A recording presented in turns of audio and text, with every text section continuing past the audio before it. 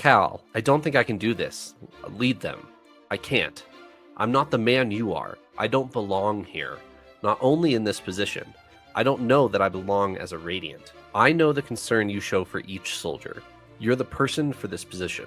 You're going to do a storming fine job of it, Sigil, commander of the Windrunners. Having said it like that, Kaladin felt the final separation and found peace in it. I thought that was a really good final separation scene between Kaladin and Sigil.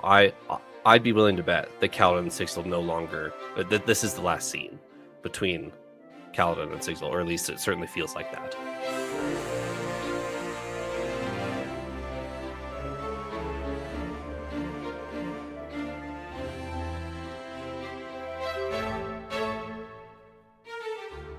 Welcome back to Following Noah on a Stormlight podcast. This week is chapters 12, 13, and our first two interludes for Wind and Truth by Brandon Sanderson. Eliot, how are you? I'm doing well. Man, these interludes are a doozy. Yeah, just real quick on the interludes. Way back, you could even say all the way through Oathbringer, interludes have nothing to do with the story. Like, they might come involved, 40 chapters later, like, oh yeah, there was some scholars watching a flame spread, and now that's relevant. No, these are just chapters. They're just chapters. Well, and while we're talking about this, so at the beginning of the book, when I picked up my physical copy not all that long ago, I was flipping through the front pages, and actually I avoided the list of art because it says on this top of that page, like, hey, don't read this page. There's spoilers here. But the page before that is the table of contents. I did read that. We have a lot of interludes ahead of us, like a lot, because supposedly this book is now split into 10 days, not 5 parts, but we're getting interludes in between every single one. So we have potentially twice the amount of interludes ahead of us as we've ever seen before. As a serial interlude lover, I'm so excited. And I'm so excited to talk to y'all about these interludes. These are just our first two. Paul, do you have 2 words to... how are you, first of all? I do have 2 how are you words. I'm doing good. And excited, like I said, very excited to talk about the interludes. Ever since Ishik's interlude in The Way of Kings, I've been hooked on these interludes. He's on my bingo card. Yeah, my attention just goes way up. I tune in. I'm so excited. My 2 words.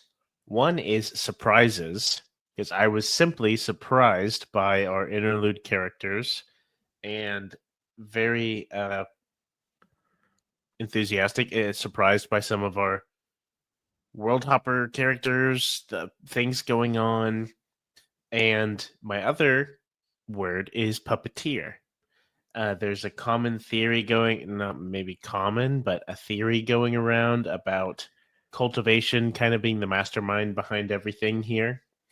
And we have a lot of fuel to add to that fire, in my opinion, if you want to view cultivation as the puppeteer of our story. Eliot, do you have 2 words? I do have 2 words. My 2 words for these chapters are going rogue. And I grabbed it for... the main inspiration is actually the Oathgate Spren that Shallan talks to and kind of has a realization of, oh, there are other Spren out there in the world kind of going rogue and are not necessarily on... I'm on nobody's side, kind of thing for the Spren. But then also in our interludes is Odium going rogue. I feel like Odium's been going rogue like this whole time. That's maybe Odium's thing, but still doing that. And then Kalak manages to get himself nabbed by a rogue agent. Eliot, we must be brothers, because in the preview chapters when I covered with with Tim and David, I used that same phrase. Nice. Of I'm on nobody's side because nobody's on my side, talking about the Oathgate Spren. So, we must be related. Wow. I wanted to point out that Eliot's words were going rogue, and I would like to amend my words now to, instead of going rogue, to be going beast mode. So those are my new words. That's 3 words. Yes, But we're hyphenating, cheating. oh, yes, it's all hyphenated. It's actually one word. Oh, okay. Yeah, I don't have any explanation further than that, other than we're going beast mode in this episode. Paul, do we have a patron?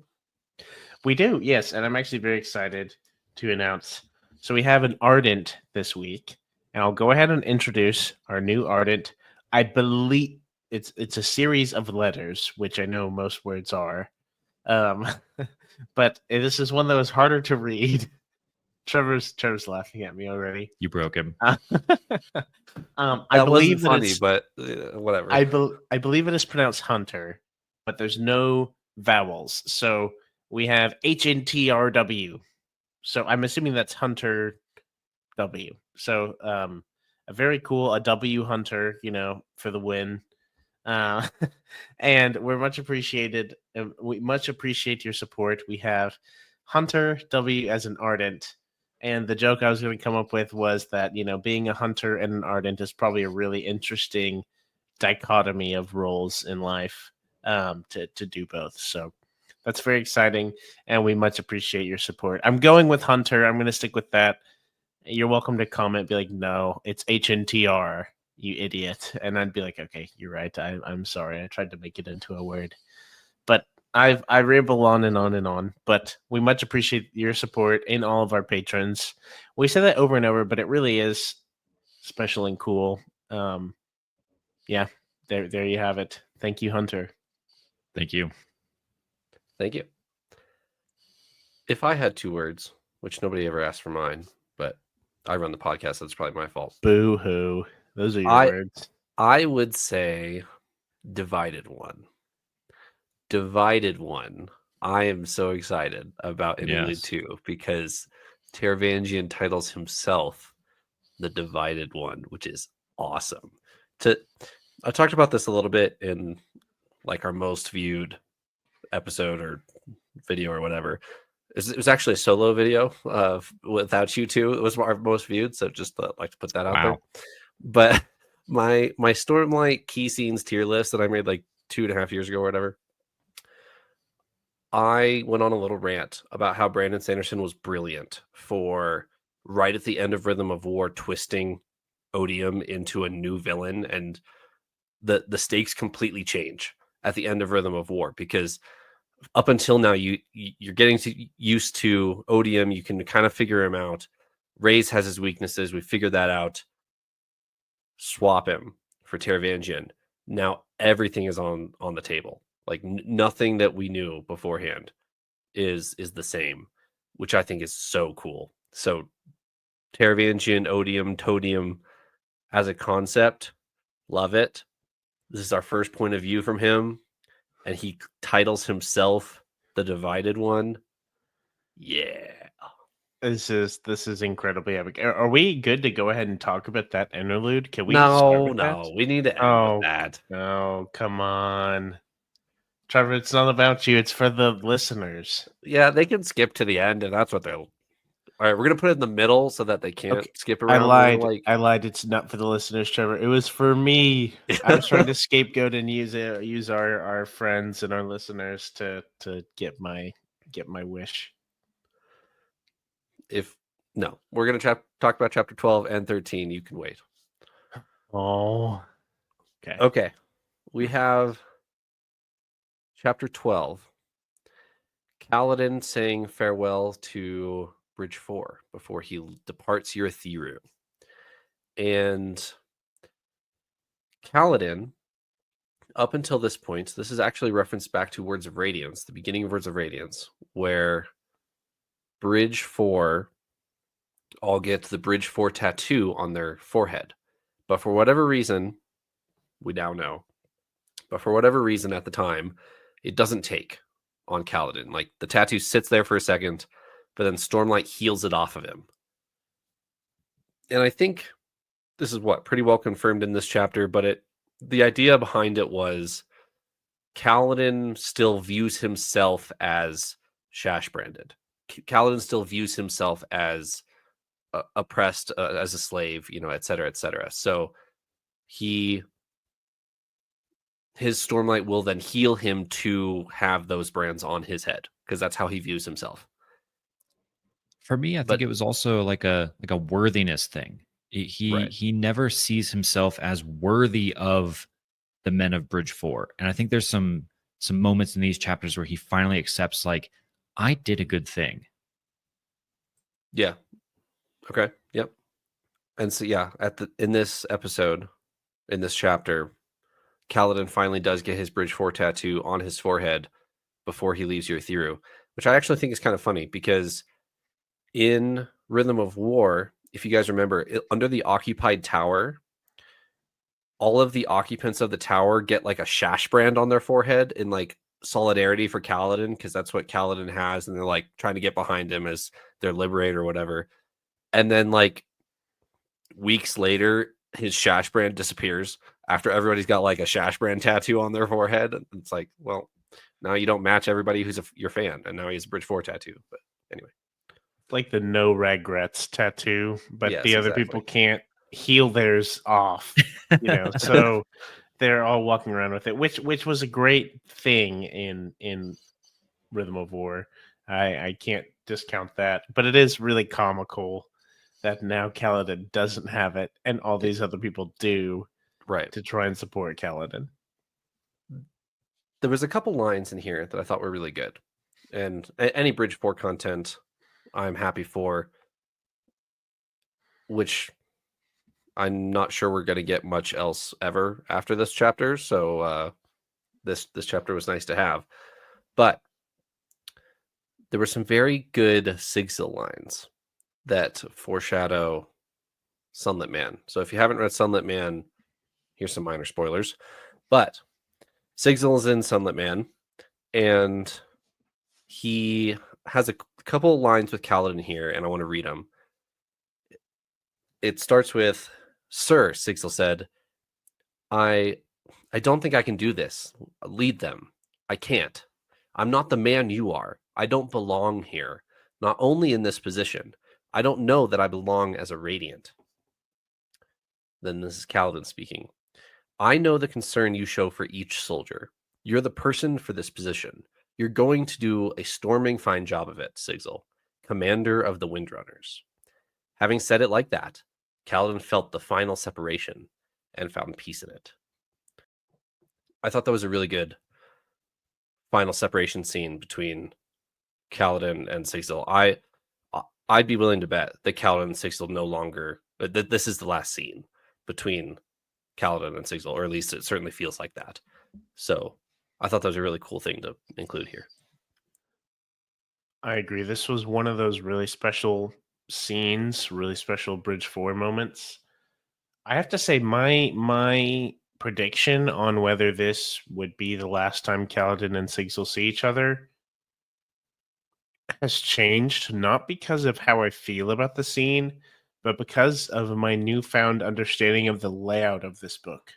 This book being over the course of 10 days, I don't think they will see each other again in these 10 days. I don't think we're going to have another moment where it's, with all the calamity that is likely to happen, that we're going to see like a Sigzil and Kaladin catch up moment. So I think you're right. And I think I would have predicted otherwise if that was not necessarily the layout of the book. And I could maybe go on a limb and say they may meet again, but it would be after Sunlit. I could see that, but I think this would be the last time they meet until Sunlit Man and the things that Sigzil struggles with in Sunlit Man. This seems to set up pretty well. Yeah, I can get with all that. I like Sigzil as the reluctant leader, actually. I think I've talked about this before. No, not quite sure exactly who it was, but some of the best leaders out there are those who don't want the power or responsibility of leadership. And you were talking about Kaladin with the cloak from a couple episodes ago. King Kaladin, Yes. right? oh yeah. No, you're right. You're right. So this could be a little mini version of that, almost, of if Sigil is, if he can bring to it the right attitude, which is exactly what Calvin says here. He's like, you care about the people that you're leading. That's what makes you the right choice for this. That if you can have the right attitudes and understand like the core of what leadership is, even if you don't want it, those are some of the best leaders out there. And so I can get full on the Sigil train of he doesn't want it, but it might be exactly where he needs to be. While we're talking Bridgefort, did you have any other big quotes, Trevor, we need to talk about, or I have a kind of a random question No, for I you was, guys? I was going to throw it to chapter 13, but go ahead. Okay. Yeah, quick Bridge 4 question for you. Does Drahe get completely run over by a bus here? There's a scene. There's a bit here where Kaladin it's in the midst of all this, and he sits down his guys, his officers, and he says, "You guys are all that's left." I'm not quoting. This is me paraphrasing. You three are all that's left. Oh, wait, no, here it is right here. I'll just read. Kaladin said, "You three are all that's left of our original command structure. You, well, are among the best friends I have." And he goes on and on and on. He's talking to Sigil, Scar, and Lopen and says, "You're the only three left." Isn't Drahe from the original crew? Yeah. I mean, Dre was like a lieutenant. He was named. So in the original structure, when they get the Cobalt Guard spot in Words of Radiance, there's like 4 officers and like 4 lieutenants. And you're right. Dre is getting the short end of the stick here because he's talking to 2 of his lieutenants, not even the original 4 officers. Because the original 4 officers are Sigil, Rock, Moash, and Teft are the original 4. And then the 4 below them are who he's talking to here. So, yeah. And the line before, even they're giving Lopen crap for not being there in the very beginning. Like the very, Yes. very, very beginning of the Bridge 4 days, they're like talking about this, and Lopen's like, "Oh yeah, the good old days." And they're like, "You weren't even there when it first started," because he joined later, remember, because it's a big deal that Kaladin picks the one-armed guy to be on his bridge crew. Right. And so like Lopen gets included in that, and Drahe doesn't. Ouch. Dang. Yeah, justice for Drahe. Yeah. Paul can't keep track of even Teft and Rock, so he's not counting Bridge 4 heads. Yeah, if we want to throw fuel on the fire, I didn't realize that, Eliot. I didn't even pick up that they didn't include Drahe, so... Anything else from 12? That was it from 12 for me. All right, chapter 13. So Shallan exits the Oath Gate, and we'll talk about the Shallan, Adolin, Kaladin, Syl like double date that happens here in a second, but we'll come back to that. Shallan exits the Oath Gate, and then she gets her armor. Her armor is like super excited. And actually, Paul, I want to throw this to you. Did you audiobook this chapter? I did. These chapters, yes, I audiobooked these. So, Eliot, I don't know if you get the full punch of this when you read it, because I read it and then listened to it on the preview chapters for this chapter. Shallan's armor spren are like, the way Kate Redding reads it is like 2-year-olds learning their first word. They're like, Shallan, Shallan, Shallan. They're all like really happy and ecstatic to see her, and then like form into armor and way overly ambitious about it. So Shallan gets her 4th ideal armor, which we can talk about her actual ideal here in a second. But her armor, it specifically says, has not been armor before. So it's a little new to this and almost chops her hair off. What do you guys think? That was really fascinating. The thing you just mentioned of it's new to being armor, so it's not quite great at it about it yet. It almost chops her hair off.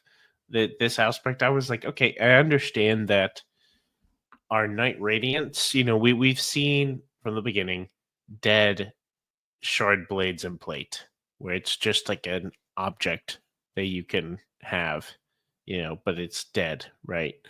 This live shard blades and shard plate.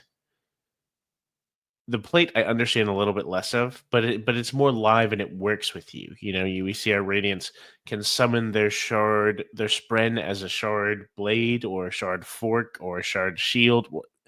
Essentially, what they need, the spren can adapt to. I'm assuming that's the same here or similar with our plate spren, but I was a little confused or surprised with this aspect of this plate spren that really doesn't know what's going on yet. They're like little teeny kiddos that are not sure, and they're kind of causing problems more so than because Kaladin has his plate moment, and it's like epic and cool, and this was more jovial and fun, which is awesome. I like that. But it seems very different. Is it different spren for the different radiants, or I was a bit confused logistically on that. So we actually talked about this very thing in the previews. They are specifically different spren. Kaladin has wind spren as his armor.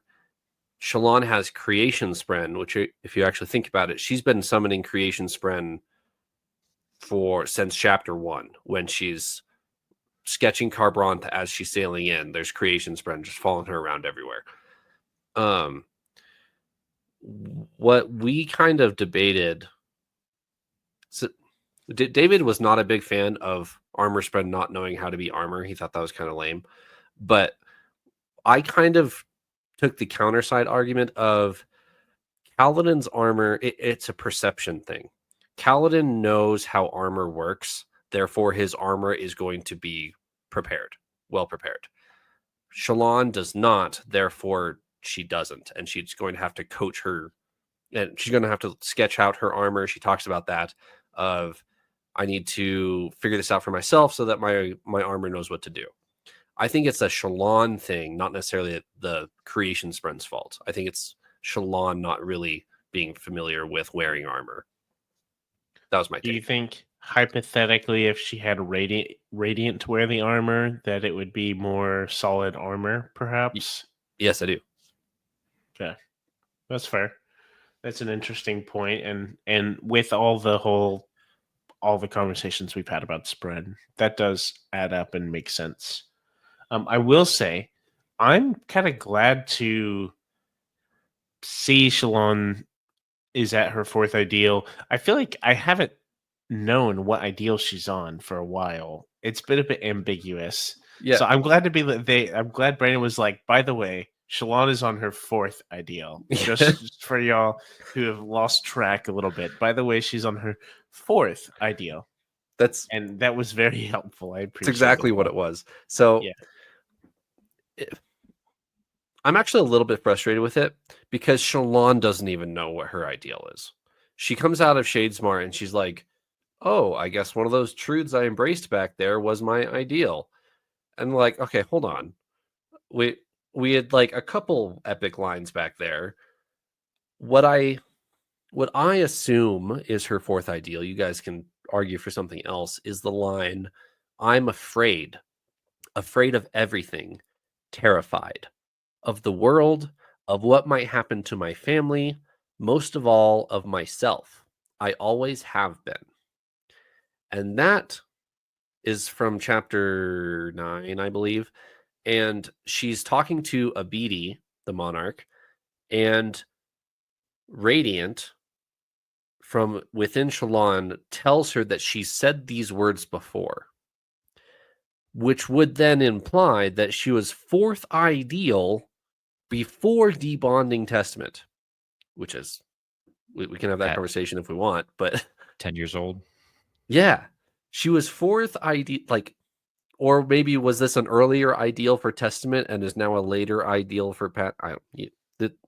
Shallan is weird, but yes, what ideal was Shallan before this? She was like 3 and also 4, but she forgot she was 4, and now she's 4 and 4, and now remembers that she's 4 on both. So there you go. Yeah, it's really just that simple, Trevor. I'm glad you laid it out in such simple terms.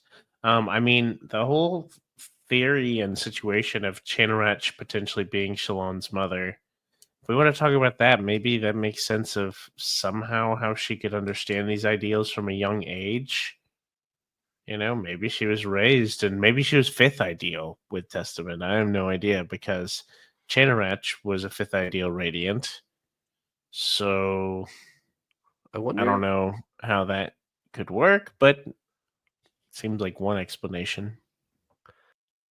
I wonder if we're gonna get a scene of like creation spren shielding her from her mother.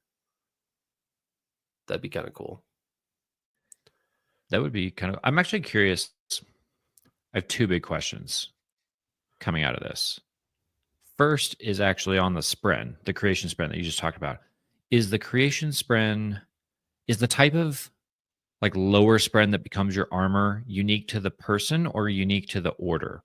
Like, are all Lightweavers going to get creation spren armor? Or is it just Shallan gets creation spren armor? Do you guys have any thoughts on that?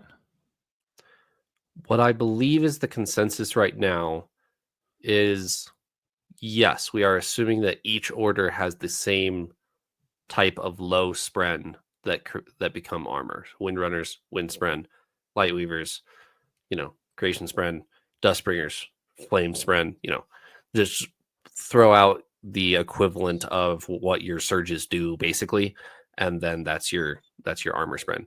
That's Okay. I think that's a fairly safe assumption.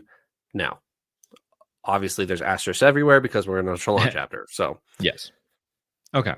And that makes sense. Yeah. Windrunners, Windspren. Yeah. I'm tracking. Yeah. Second big question is the ideal. You mentioned the I'm afraid of everything. I'm afraid of myself. I think that's my best guess as well. But also in that very same scene, very close to that, is where she delivers the line, reality is what I decide it to be, which sounds rather oathy and truthy as well. Yep. Although I'm not sure that jives with like her own journey. The I'm afraid of myself seems to fit better with her kind of journey that she's been on, which is why I'm thinking I'm leaning that direction. But how scary would it be if her fourth ideal was reality is what I decide it to be? Whew. Maybe that's her fifth ideal, and she set him out of order. Oh That, dear. that's honestly something I was thinking of, Trevor. Like, jokes aside, like that's really funny and all, but you know, but it could be like we joked, I think, last episode about the end of the book. We'll see where it's like Shallan lets down her illusions and Roshar disappears or something ridiculous like that. You know, it's like reality is what I decided to be, and then she, I don't know, reforms Adonalcium or something ridiculous. You know, yeah, it's a bit wild. I don't know which of these it is. I think you're right in that the whole I'm afraid seems to be on par with her situation, but I have a feeling that it's more of this reality is what I decided to be, and this whole leading into substantiation and things like that. I don't know. I've honestly had a bit of so on one hand, I really like these Shallan chapters this book because it really gets us thinking and spinning ideas, debating. It's very engaging and exciting to read. But on the other hand, I feel like Shallan is so unique that I don't have the information that I want to know about the Lightweaver Order, about uh, even bonding multiple sprint. Like there's a lot of things, fortune, whatnot, that Shallan has kind of been the blanket catch for a lot of these things, and I've kind of struggled with that a little bit. I'm struggling with that now more in retrospect than whenever I actually read through the chapter.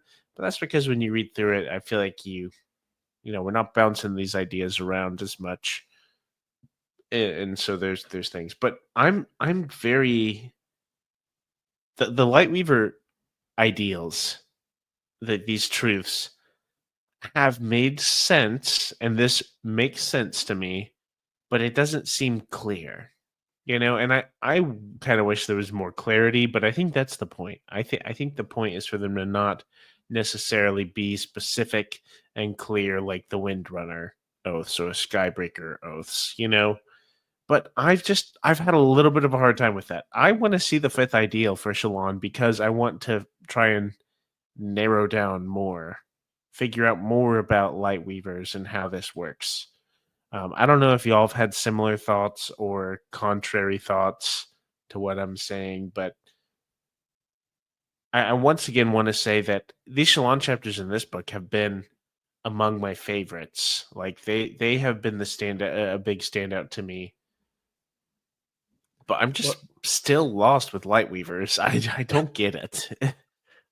I'm right there with you. I'm a little frustrated with Shalon as our blueprint for Lightweavers. I feel like we almost need the Dawn Shard novella equivalent for Lightweavers.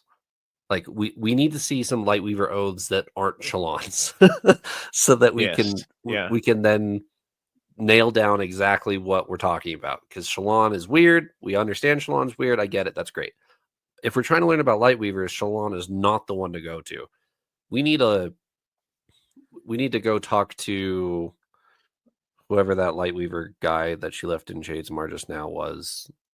Vatha? Wasn't Elokar going to be a Lightweaver? Yes. We needed Elokar. True. Not to make y'all sad, but well, now that you say that, we could go talk to Hoyd, but I feel like Hoyd would also be a rough one to try to learn Lightweaver oaths off of. That's fair.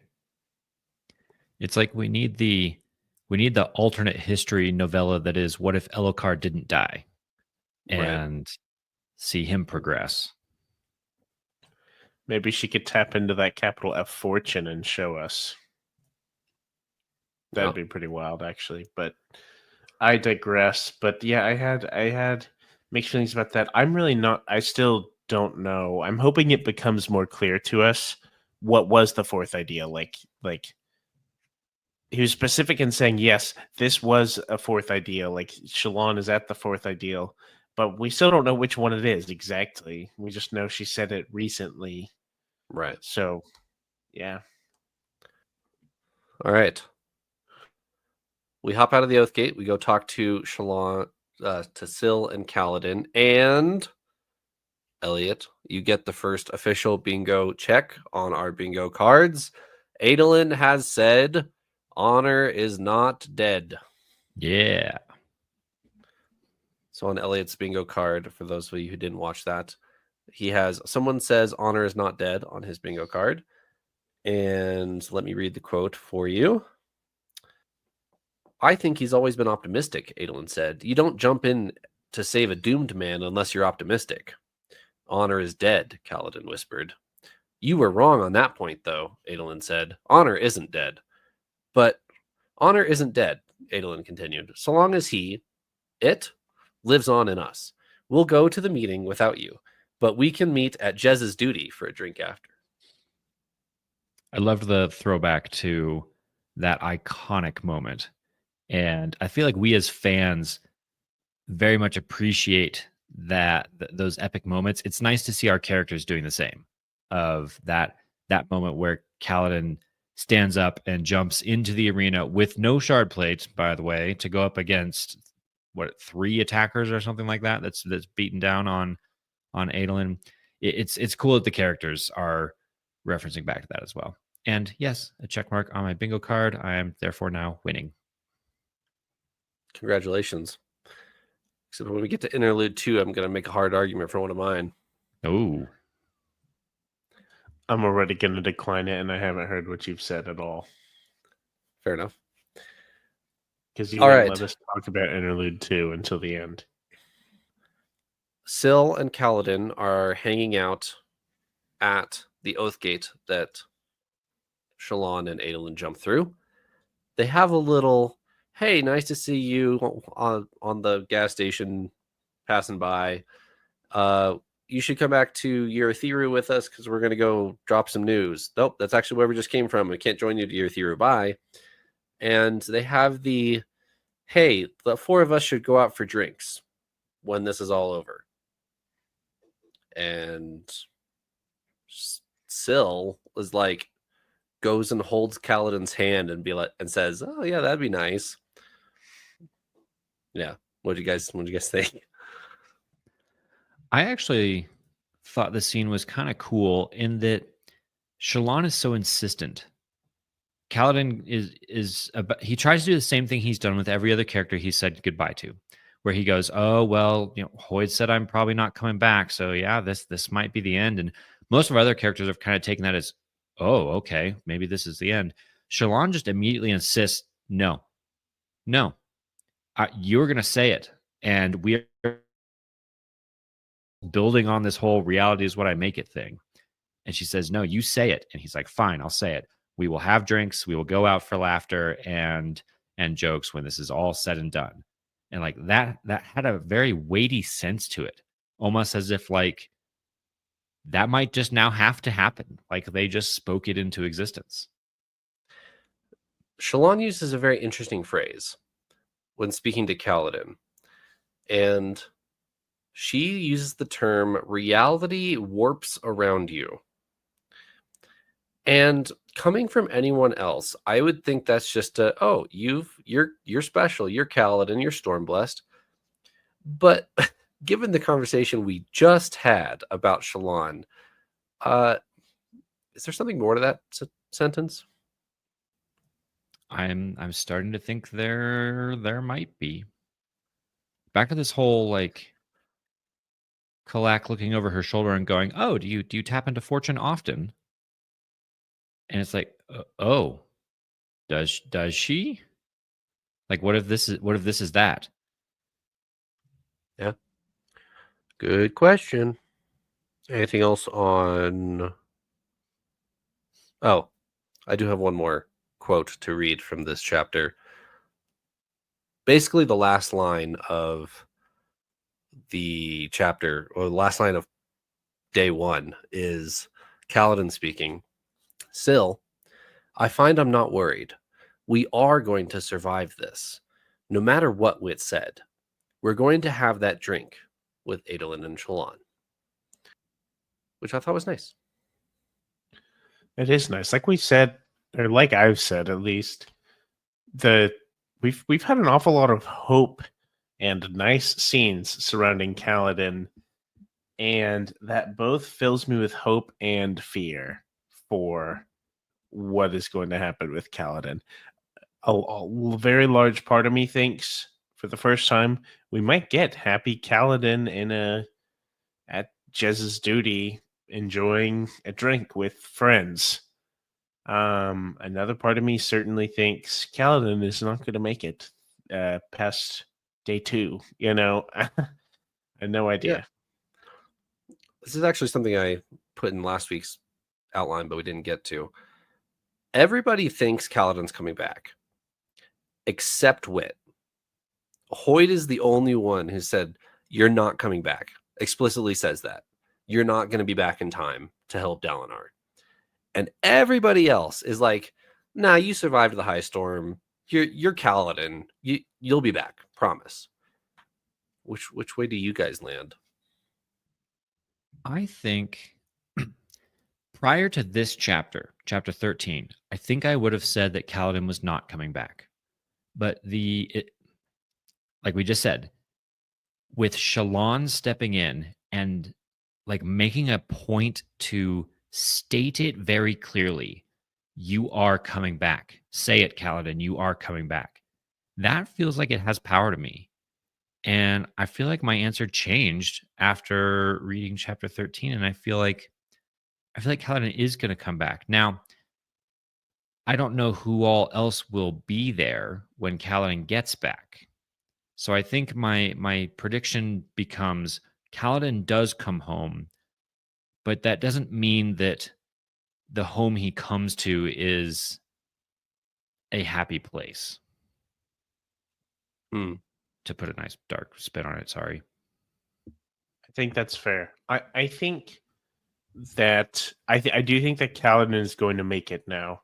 I don't think it's because Shallan has like power over reality at hand to, I mean, she says reality is what she makes it, but I don't think she does to like essentially will Kaladin to live. However, what we have seen Shallan do is put moments of inspiration into our characters, into some of the minor characters.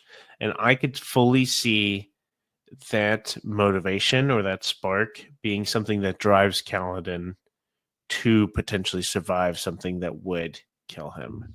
So I do think it is going to work out for Kaladin. I don't know what it's going to look like. I would not be surprised if he does not make it, but I think that would be my prediction of how it would really work out. Did Shallan just give Kaladin some capital F fortune? Potentially. A Very smidge. possible. Yeah, a smidge of fortune. It was the equivalent of like when you get a fortune cookie at the end of your meal, Mm. like just a nibble of fortune for Kaladin. And it tells you to reap what you sow or something just Yeah, vague like that. It says you will be asked an important question or something vague and unassuming. Well, I mean, think about it this way. Roshar has a bit of a theme going of things are what you perceive them to be.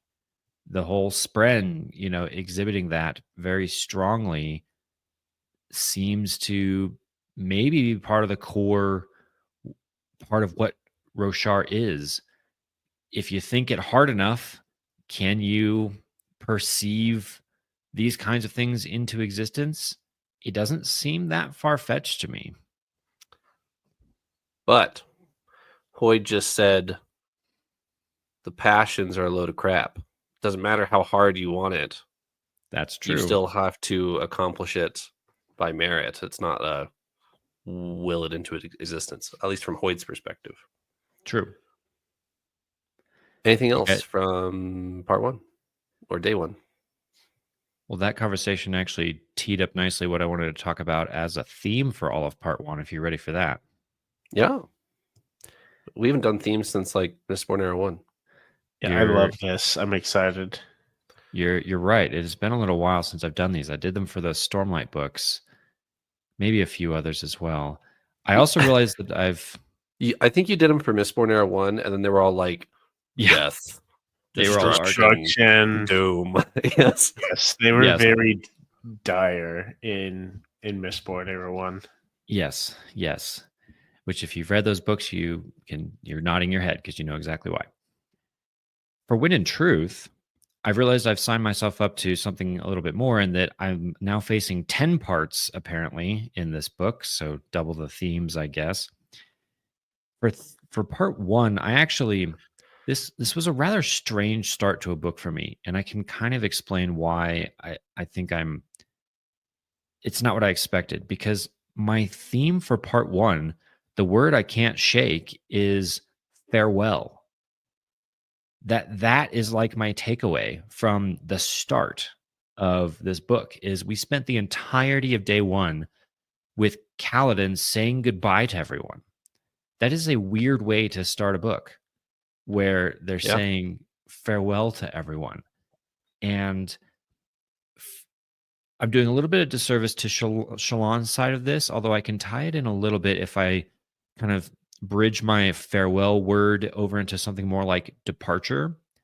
I feel like Shallan isn't necessarily saying farewell, but she is starting to make she's starting to make some jumps. She's starting to make some leaps. She just said her fourth ideal. She's starting to break all these rules that we didn't even know existed. She seems to be maybe off on another journey that we weren't even expecting. Maybe not so much a physical like journey of distance, and one more of what magic is she capable of and how can she impact the world. Is she about to go over into the spiritual realm, right? Was part of what we talked about early on. So this sense of like embarking on a journey of finality is like my takeaway from part one, which is a rather strange way to start a book. Rather strange. And that's kind of it for my theme there. But I was going to keep rambling a little bit with it and say, I was actually curious about your guys' thoughts on the pacing of part one. This is yet again playing into my like strange experience so far with this book, in that I feel like the pacing is very different from our previous Stormlight books.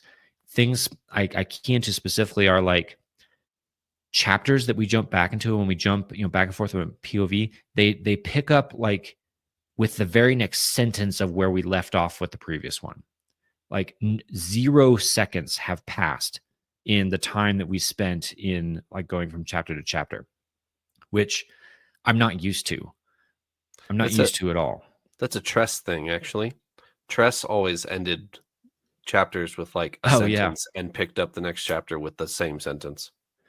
Yeah, you're right. But now we've got like multiple point of views like kind of interweaving throughout that. And it actually made me think I wonder if my strange experience with that pacing is because we're reading it so slowly.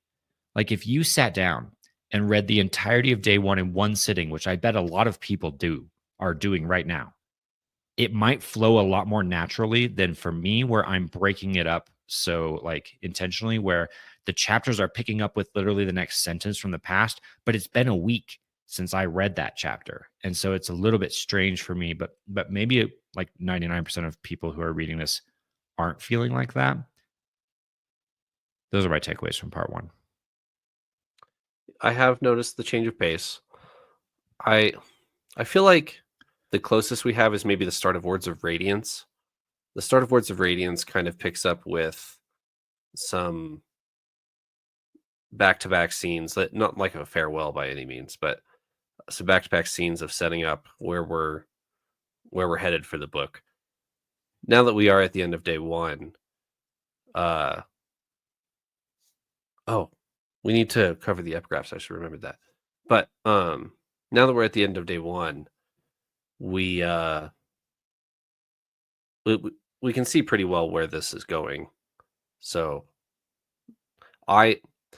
before the previews came out, I didn't think this would be over 10 days. I thought this would be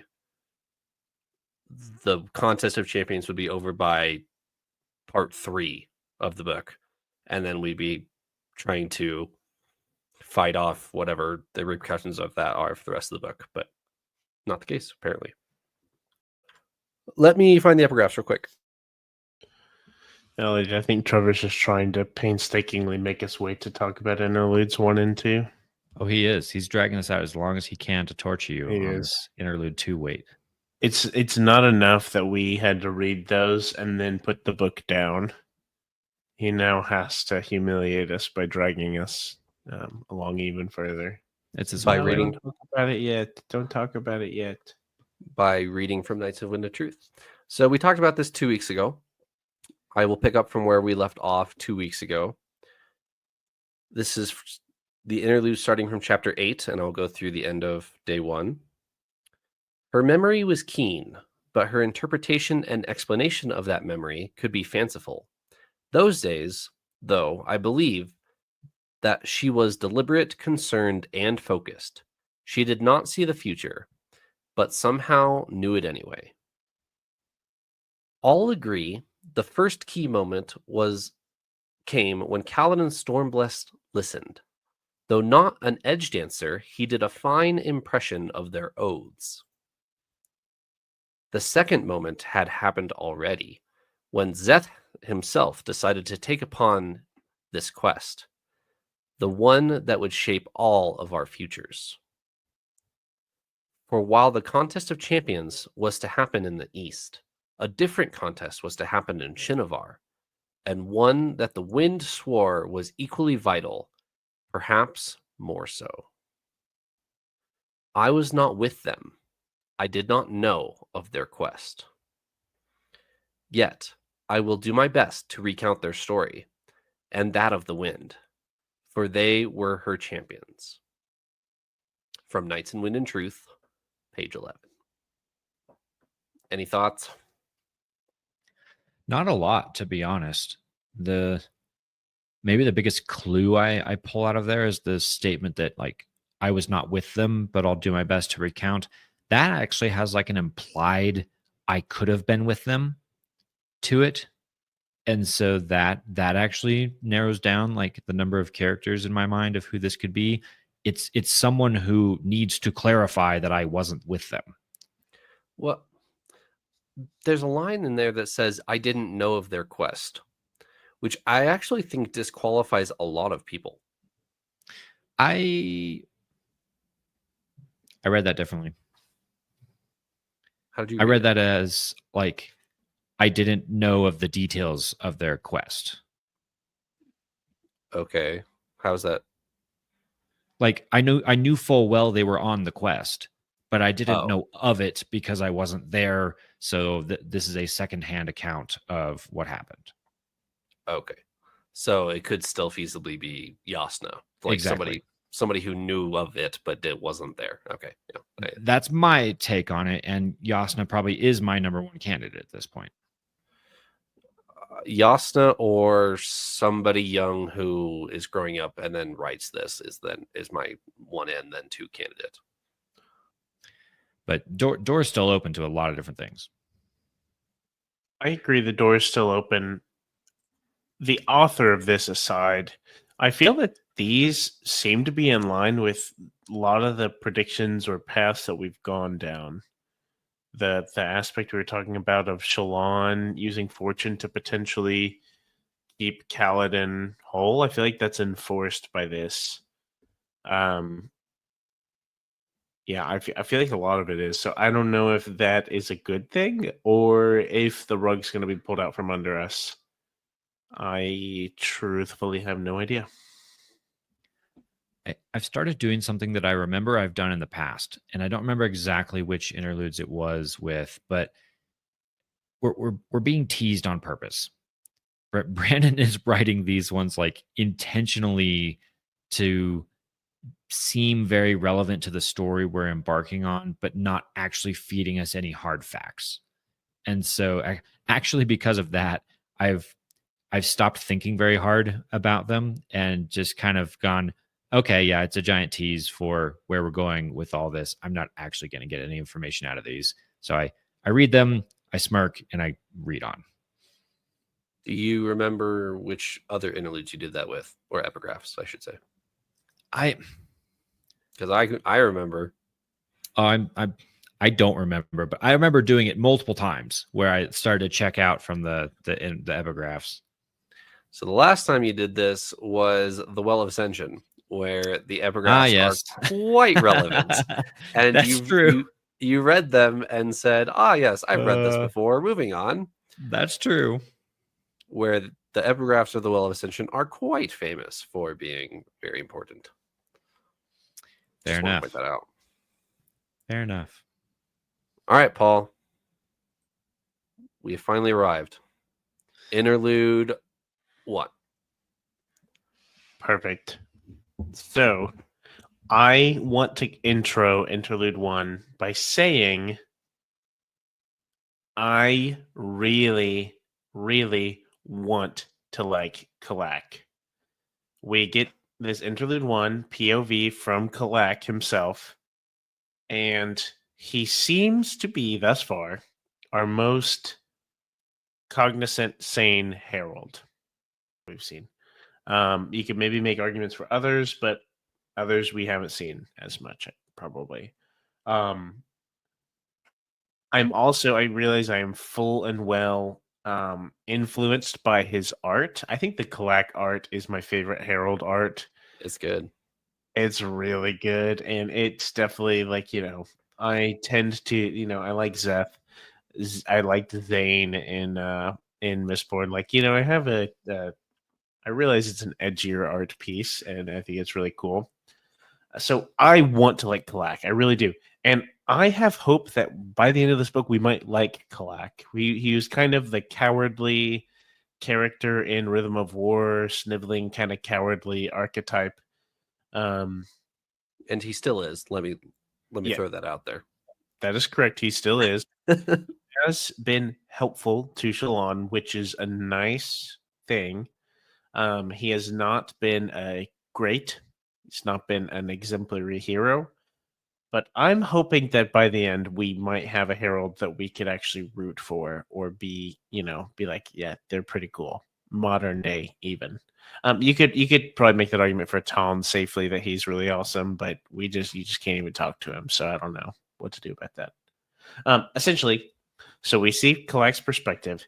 He's getting into his little home. He's all paranoid, trying to lock it up, and then runs into Sion and Felt. Felt seems to command his mistcloak and entangle Kalak, holding him hostage. Pretty crazy allude to the book, in my opinion. I was pretty dumbfounded and engaged and really like jaw dropped kind of like excitement. I listened to this interlude twice because I listened to it and then I rewinded it and listened to it again before I even did interlude 2. I was just like, hold on. I want to hear this again. I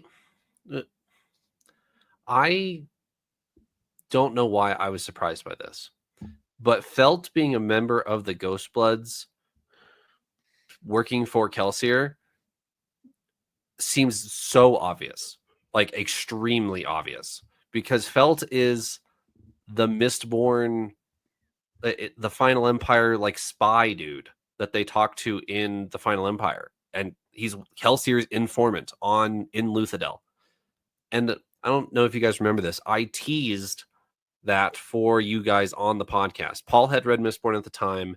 Eliot, I read an excerpt from Mistborn before we even touched it to let you know that Felt was a world hopper. So why did I not see Felt being a ghostblood coming? I definitely should have, but I definitely hear you on that, Trevor, but it's still left field. It's still very much in the background. You have to really like as you come into this book and as you see these events unfold, you're not like, oh, when is Felt gonna hop into the fray? You know, it was a big surprise. And yeah, I was pretty shocked, and I definitely had to stop and think back, like, okay, hold on, Felt. Who's that again? You know? But yeah, so my understanding is Felt has now tied up, captured Kalak. He has a knife there, by the way. He has like the knife, like the Herald ending knife. Yeah. He kind of taunts that a little bit. It sounds like he doesn't fully plan to use it, but I'm a bit nervous for Kalak. We might not. I'm saying, I introed with maybe we'll see Kalak. Maybe he'll be kind of a hero by the end, and we'll get to root for him. It could very well be that next time we see, it's just there's no more Kalak. Like he no longer exists. So not sure. So Felt has him tied up, and is it Thydakar in the Sion? Is that what's going on here? I assume we see a Sion. I assume that equals Thydakar, but I don't remember for certain. So that's the part that I wanted to talk about the most, actually, because Felt being the Ghostblood spy working directly for Kelsier, surprising, yes. I don't think I was ever going to guess that when it reveals, like, oh, okay, yep, makes perfect sense. Definitely surprise. Where my jaw dropped and where I was actually pretty upset with myself was it seems to be pretty clear that the Sion itself was in on this. And this is the Sion that Mraize gave to Shallan, who then gave to Kalak. Correct. Yep. So the reveal here, as I take it, is that the whole time that like Shallan is using this Sion to talk to Hoyd, it's just reporting straight to Kelsier, Thydakar, the whole time. Yep. And that is something that I should have thought about for sure. I think we maybe incorrectly relied a little too much on our Elantris knowledge and was thinking of Sions as like servants, that they're very Obedient tied servants. to you, very obedient, very like they have a lifelong bond with a person kind of thing. They never betray the person. I don't know that that's actually honestly spelled out. That's just the takeaway I had from Elantris. So it could be wrong. So I never doubted the Sion itself for a second, but yet thinking back on that, that's an obvious, like, Kelsier has found a way to keep this Sion loyal to him despite it being like linked or bonded or whatever to other people. That's kind of how I am now thinking of the situation. And that is, well, genius. I should have caught on to that. Yeah, I agree. There's another dynamic here, inter-ghostblood, that I want to highlight. I'm going to read it. I was about to interrogate him, Allah, Felt said. There might not be a need, Allah replied.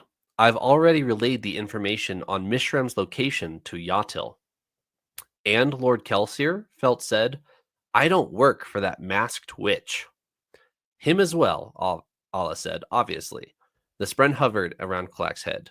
Do we use the dagger? Something I want to highlight here. Felt is specifically saying, did you relay the information to Kelsier, not Yatil? And if you think back to Mistborn Era 2, there is some high tension between the northern continent and the southern continent on Scadrial. Felt is of the basin. Yatil is of the southern, what are they called? Malwish. Yatil's Malwish. So there's politics between the ghostbloods on Roshar about Scadrial.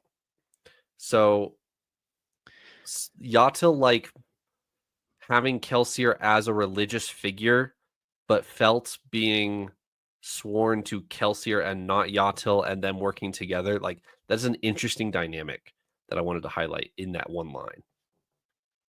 The religious part of that is fascinating that I didn't think about too. You're right. Kelsier is a figure in the Malwish religion, which is and he's the survivor. He's Yeah. also he's also all in the things. basin religion. I took this as potentially evidence of our ghostbloods on Roshar are actually going rogue. And Okay. and that they are not necessarily acting in line with what Thydakar is wanting them to do. And so Felt maybe is loyal directly to Kelsier, whereas Mraize and Yatil may not be. Yeah, I could get behind that. Which, Anything else? Yeah, go ahead. yeah, one last thought to add on to that. We've wrestled. We started doing this when we read the last metal. Why am I starting to mix Lost up my Metal? names? Lost Metal. Thank you. When we read that, we started to wrestle a little bit with, like, do we like Ghostbloods or do we not? Because Ghostbloods on Scadrial seem to be fairly likable. Ghostbloods on Roshar, very not likable. If you want to try and defend Ghostbloods to me, I'll go back and read you some Ray's quotes where he's got some very dark motivations. And I wonder if, like, Felt actually in the scene a little ominous. I almost maybe am going to look for, like, is Felt maybe not a bad guy? Well, and I almost wonder, could Felt actually be Kalak's ticket off Roshar? Maybe. Could Kalak, like, successfully get off Roshar with Felt, like, to Scadrial and be rescued from the other Ghostbloods? Yeah. I don't trust or like Mraize and Yatil at all. I might be open to trusting Thydakar and Kelsier, and by extension Felt, potentially. Yeah. All right. Interlude 2. Odium. Just like to reiterate again, I am a big Taravangian Odium fan. You all can take it away from here. I too am a very big Taravangian Odium fan. Trevor, you mentioned it from the beginning. Taravangian calls himself the Divided One, and I think that is so epic. Just that little detail is so epic and cool. but there's so much to back that up of why that is cool. So, first, we see Odium, we see Taravangian as Odium. This is the first perspective we get of Taravangian post becoming Odium, right? Like the actual Taravangian perspective.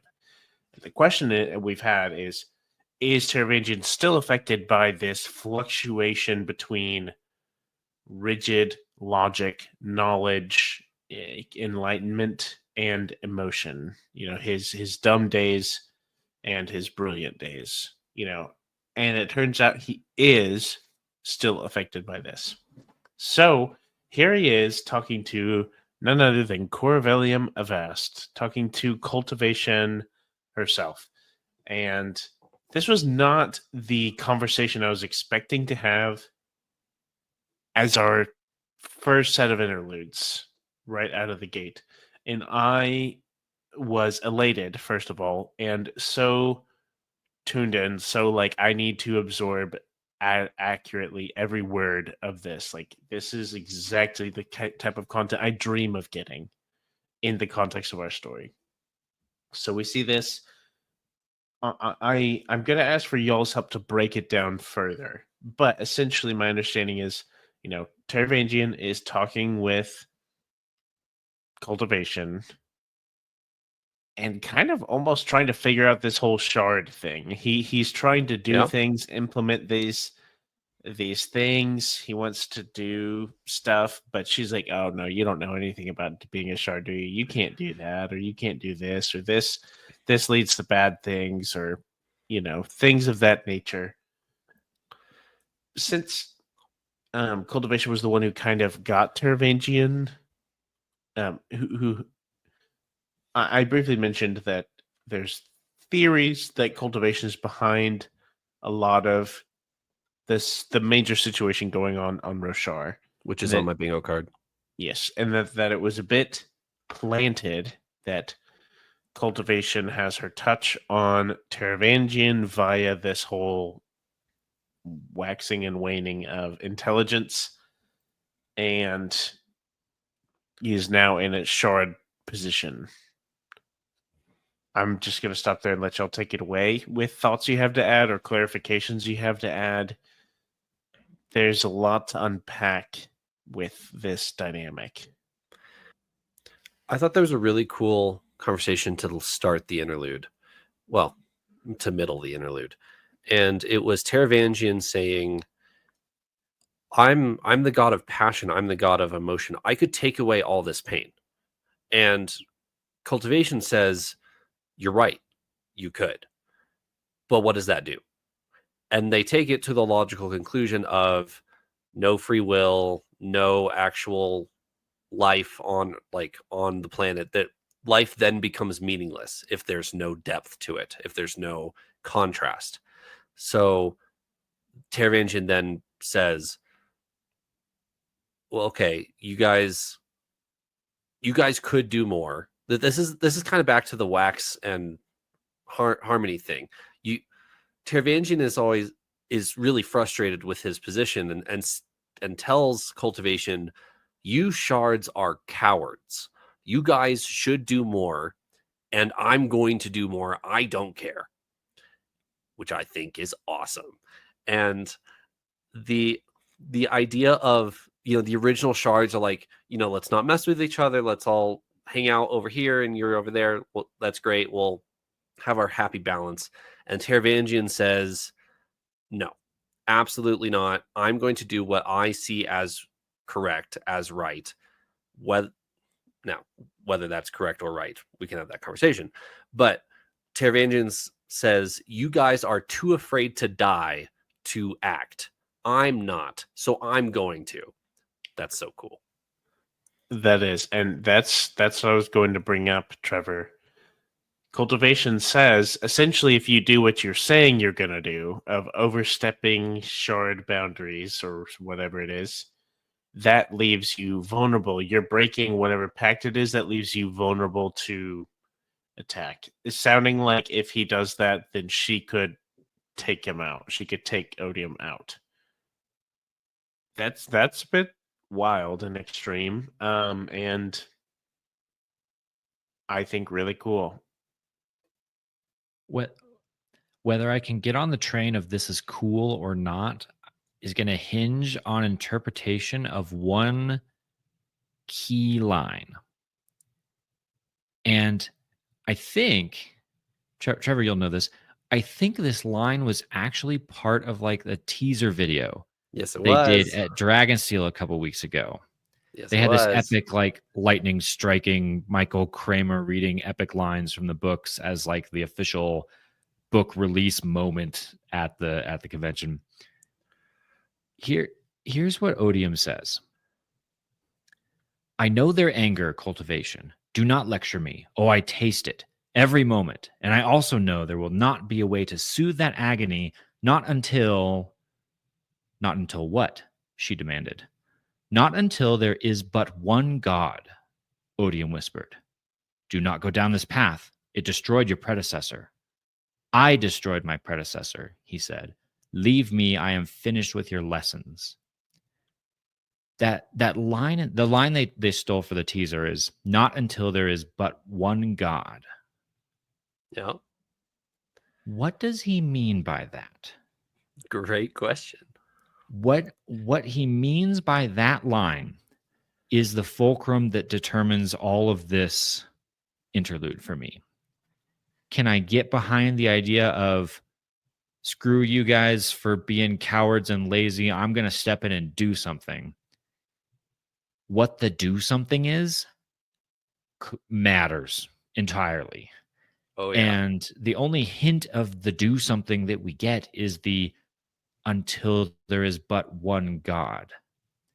There's a couple ways you can run with that. Is that destroy all the other shards so that I'm the only one left? Is that reform ad nauseum? Is that what is it? That we talked about this before on the other episode as well with Tim and David. There is a fine line here between Rays and Hoyd. Hoyd has the stated intention of reforming Adonalsium. Rays has the stated intention of being the only shard left. So, yes, which way does Taravangian interpret this? Is he going to go grab all the other shards and become Adonalsium? Or is he going to go kill all the other shards and become Odium? That's Or so creepy and epic. Yes, or does that motivation or that decision of that viewpoint of there needs to be one God, does that fluctuate based off of his day?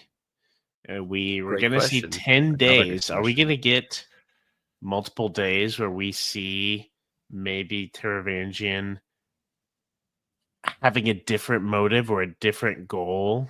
If that's the case, I think that would be sick. And I just certainly want to say that I love the character of Taravangian. I think the complexity and the intricacies of his character, how I think I just think it's awesome. I don't know. I'm kind of gushing right now. I just think it's so cool.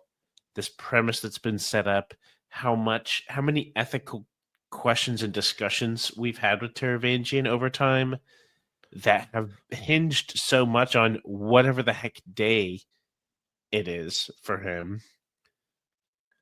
And however the heck that's all going to play into our larger story. Like depending on what side he takes with that, he could be the hero of the story. He could be the one who has killed Rays and worked Odium for a cause of good, which I don't think is going to happen, for the record. But So- hypothetically, I think there's a way you could swing that. So here's the danger. And I love that this is the discussion that we're having. I think this is going to be fascinating if this is where the book goes. Could Taravangian become the hero of the story? That's a fascinating question. And the immense worry that I have in my mind is, up until this point, Taravangian and Dalinar have had a lot of conversations over the last 4 books. And over and over and over again, Taravangian is like the poster child of the ends justify the means. That is his mantra. He is the opposite of journey before destination. And even when he has the exact right motive, the exact right goal, he tends to go about it in an incredibly evil way. Is that where we're headed? Where everything hangs on? Can Taravangian reform Adonalsium or save the Cosmere? But it's going to come at this crazy evil cost, and he's going to do it anyway. Like, is that where we're going? I mean, I could fully see Taravangian enacting the whole deal that he made with Rays as Odium to begin with, of essentially you can destroy everything. I will do my thing, and you save Carbronth. Carbronth, right? Yeah, you save Carbronth specifically. I could see it where he destroys everything and leaves Carbronth to uphold whatever deal he made. And he would view that as the fulfillment of the plan. Absolutely could see that, which would be wild. But yeah, I more than anything, the one thing that I want to see more than like the Kaladin Zeth things going on, the Contest of Champions for me, I don't even care anymore whose champion is who or what. I want to see Dalinar and Taravangian talk once again at the Contest of Champions. The way that it was set up in Rhythm of War, oh my gosh, it's like crazy. It's overwhelming me thinking about it, because the way it's set up, where they have these conversations, and Dalinar is talking to Taravangian about. Dalinar is taking the point of, we're going to find a way to win this and save everybody. Taravangian is of the point of, we essentially need to give in to Odium and he will spare Carbronth, right? And Dalinar tells him, I'm paraphrasing, that, I can't wait. We're going to embrace that day and I'm going to show you that you're wrong. And Taravangian is like, I hope you do. Like, I want to be wrong about this. Yeah. And then we have the major switcheroo of Taravangian becomes Odium. And ever since that point, I'm like, when are we going to get the conversation between Taravangian and Dalinar, where Dalinar realizes Taravangian is now Odium? Like, it's just so crazy. I could go on forever about it. It's to me the coolest plot point leading into this that I cannot wait. That's my most awaited for scene in the book. Let me read the end of this interlude, because there's some very fine details that I want to highlight. This is what Eliot read already. Not until what? She demanded. Not until there is but one God, Odium whispered. Do not go down this path. It destroyed your predecessor. I destroyed my predecessor, Odium said. Leave me. I am finished with your lessons. The divided one knelt and let himself feel. He was not Odium. He held Odium. He would not let it rule. He was not Odium. He was Taravangian. And he had an important mission, the same that he'd given himself years ago when he'd seen the threat to Carbronth, then had moved to save it. He was the one who could both see the coming danger and be willing to stop it. He was Taravangian, the divided one. He could save them all of them. Back to your good day versus bad day thing, Paul. I think he switches in the interlude. I think this is like a hyperfixation of that, of he is oscillating back and forth rapidly, but between Odium, I killed my predecessor, and Taravangian, I need to save them all. Like, I think this is fascinating. I agree. It's so cool. And I'm glad you read it. And what gave me so much hope and intrigue, this seeing this perspective is like the key moment as we look into the rest of the story. Like we said, we didn't know if Taravangian would still be afflicted by this fluctuating intelligence or what. We see this. We see him express that, like you said. Your quote of he says, I hold the power of Odium, but I am Taravangian," right? Like that kind of goes hard, and that's really cool. And that provides me with inspiration or hope for his character. But like Eliot said, he tends to go about things in all the worst ways. He will get to, hypothetically, if you wrote down only his goal, like do this goal, it's usually a good goal. Like you're like, okay, yes, I would like to do that thing. And then he does it and you're like, okay, not like this. It's exactly that. And I'm very curious to see. Right now he's saying I can do something. I am waiting to see what it is that he is going to do. Like what it is, what his plan is. So we have established a schism between cultivation and odium. It was theorized before this interlude that maybe cultivation and odium might be on the same side going into this book. I think we have thoroughly disproven that as cultivation walks away from odium. What's cultivation going to do? Is she going to be more active than she has been in the past, or is she not? So cultivation seems to interpret that pivotal line in a specific way. That's the moment where she says, "Oh, okay, well, if you're still going to do the same thing, then I'm going to work against you." She seems to be going down the thought process of, "Okay, you're still out to kill all the other shards."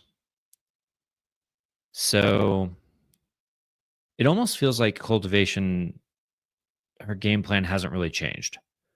Like she's delayed odium. She's stopped the destructiveness of rays, has replaced him with Taravangian, kind of like setting odium back a few thousand years. I've kind of hit reset on the clock. Odium's still trying to do the same thing, but isn't quite at the maniacal levels of rays. So it almost feels like it's back to business as usual for cultivation, perhaps. I have a feeling. Oh, go ahead, Eliot. Well, I was going to pivot to Trevor's claim of his bingo card. Is this the part where he lobbies us for checking off part of his bingo card? Oh, wait. Yeah, I have a thought before I inevitably decline Trevor's request. Okay, my thought is with cultivation. So cultivation, we know, has had a touch on Taravangian, Dalinar, and Lift. We see this scene where cultivation is with Taravangian and they're talking. I think we're going to see, whether it's a chapter or a future interlude, I think we're also going to see cultivation talk to Dalinar and or maybe Lift. I think it'd be cool to see all three, like a Dalinar cultivation moment and a Lift, but I'm still not 100% certain how Lift will tie into things. So I'm not writing that one in pen, but I think we will see cultivation and Dalinar. That's my minor and also sort of major prediction. I think we will see that because also, Dalinar's direct involvement in the Contest of Champions versus Odium. I'm very curious. We'll see what happens. I know a little bit more than you guys do, so I will hold for a couple episodes before I predict.